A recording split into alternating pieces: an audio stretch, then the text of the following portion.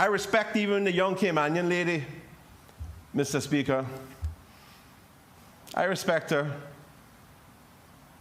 The young lady who posted on Facebook saying that she's tired of hearing me talking about vaccines and she wants somebody with COVID to come and cough in my face. You know, I understand the frustrations. I understand it. I wouldn't advise her to come and try to do it herself because I'm not going to be that receptive to it.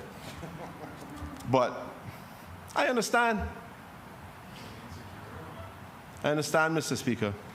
But I want the people of this country, I want anybody who may have an issue with this bill or these two bills to understand that this is nothing to do with disrespecting them.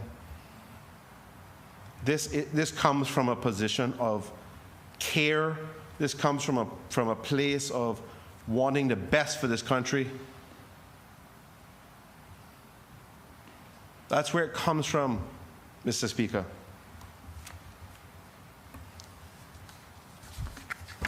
I want the best, and my colleagues, my government wants the best for this country.